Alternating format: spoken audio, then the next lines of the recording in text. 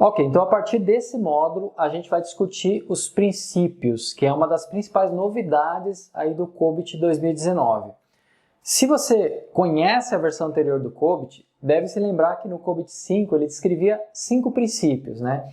Agora no COBIT 2019 houve uma expansão desses conceitos. Agora existem 2 conjuntos de princípios dentro do COBIT. Um conjunto de princípios para um sistema de governança e um outro conjunto de princípios para um framework de governança. O COBIT vai definir 6 princípios necessários para um sistema de governança bem-sucedido. Lembrando que a gente está falando aqui sobre o sistema e não sobre o framework, ok? Um sistema de governança é a forma que a empresa vai aplicar a governança e o gerenciamento dos recursos de TI para gerar valor para a empresa. Esses princípios que a gente vai listar aqui, eles vão ser necessários para garantir que o seu framework de governança de TI seja útil e eficaz. Então, vamos começar aqui pelo princípio número 1, né? O primeiro princípio, que é prover valor para as partes interessadas. Esse princípio ele afirma que cada empresa requer um sistema de governança para atender às necessidades das partes interessadas e gerar valor através do uso de tecnologia e informação. E valor, aqui no contexto da governança, significa um equilíbrio entre benefícios, riscos e recursos. Além disso, as empresas precisam de uma estratégia viável para gerar esse valor.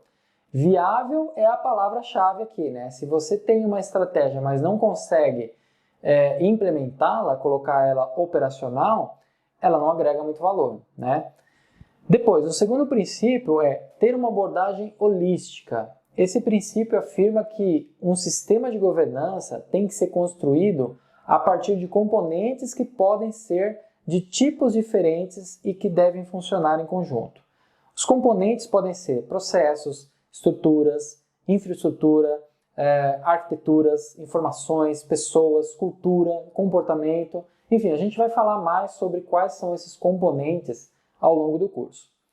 O terceiro princípio trata do fato de que o sistema de governança deve ser dinâmico. Quando você muda alguma coisa na organização, geralmente isso tem um efeito cascata, né? Se uma pessoa deixa uma determinada posição, isso pode afetar todo o departamento que confiava nessa pessoa para obter certas informações. O mesmo vale para a tecnologia. Se você retirar uma parte da infraestrutura, você precisa considerar o efeito que isso pode ter em toda a arquitetura e também em outros processos ou sistemas que usam esse componente. Portanto, quando algo mudar na infra de TI, considere o impacto que isso pode ter em diferentes componentes, como, por exemplo, processos automatizados. E querendo ou não, a gente também precisa assumir que a TI não é mais estática, né? A TI é dinâmica. Então, a criação de um sistema de governança dinâmico, ele vai refletir o estado atual, o estado real das coisas, e então essa visão dinâmica vai criar um sistema que é viável e que vai reduzir o risco, porque pode diminuir problemas futuros se você tiver uma visão dinâmica de toda a empresa e dos seus sistemas de TI. Depois a gente tem aqui o quarto princípio para um sistema de governança, que é distinguir entre as atividades e estruturas de governança e as atividades e estruturas de gerenciamento. Lembra que logo nas primeiras aulas do curso, a gente falou um pouco sobre a diferença entre governança e gerenciamento, né? Pelo menos a gente colocou esse assunto no ar, né? Isso é um dos princípios para um sistema de governança, diferenciar essas duas coisas. A governança, ela define a direção estratégica de uma empresa e, em seguida, o gerenciamento planeja, constrói e executa essa visão. Portanto, é importante distinguir entre os dois e fazer com que as atividades e as estruturas de ambos sejam diferenciadas dentro do seu sistema de governança. O quinto princípio significa que o sistema de governança deve ser customizado e adaptado às necessidades específicas do negócio. Negócios, né, até mesmo dentro do mesmo setor, ainda assim vão ter necessidades, objetivos e metas diferentes. Nunca vai existir duas empresas iguais.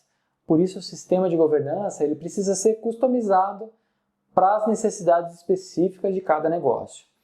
E para isso, a gente tem aqui os fatores de desenho, ou os design factors do COBIT, que devem ser os parâmetros para você personalizar o seu sistema de governança. Também é importante lembrar de priorizar as suas decisões, né, os parâmetros, as personalizações, para que você execute as ações mais pertinentes em primeiro lugar. Por último, o sexto princípio determina que o sistema de governança tem que cobrir a empresa de ponta a ponta, né? Ou seja, o sistema de governança ele não pode ser concentrado só no departamento de TI. Ele tem que incluir toda a tecnologia e as informações localizadas dentro da empresa e utilizadas nos negócios como um todo para atingir as metas e os objetivos de negócios. Então aqui a gente viu os 6 princípios de um sistema de governança. Na próxima aula a gente fala sobre os princípios de um framework de governança.